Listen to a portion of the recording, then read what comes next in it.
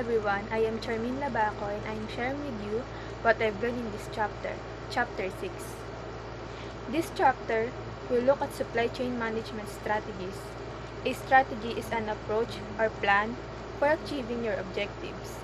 In terms of supply chain, strategy is very important because it contains how to develop a product, what products are good to serve to consumers, or what are the needs and wants of the people. The strategy also includes the decision on which items to build and which suppliers to work with. Organizations or businesses can develop efficient and productive goods through strategic planning. We have 5 supply chain management strategy. First, product development. This is research by companies on how long a product will last. Second, customer. In simple words, they are the ones who buy your products. Without them, your products will not be useful. Third is manufacturing. In simple words, it is the factory that produces products. Fourth is suppliers. The company must have a good suppliers. The company chooses whether or not to recruit several providers. The benefit of having numerous suppliers is that you may receive a variety of raw materials and options.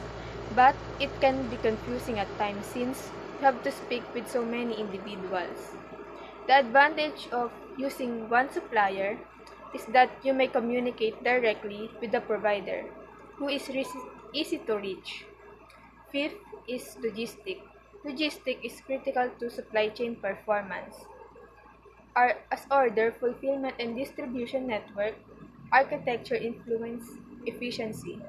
Warehouses, logistical centers, and modes of transportation are all viable strategic options. Most of the company's employees do not have access to business plan. As a result, a company's senior management or leaders must be clear about its priority and goals. To develop high-quality products, senior management's objective must be in line with the company's aims. The supply chain management strategy aims to provide efficient and effective products. Products that benefit humans, satisfy the needs and wants of consumers. Furthermore, they must be effective decision makers because their actions will have a significant impact on the supply chains. It consists of planning and operations.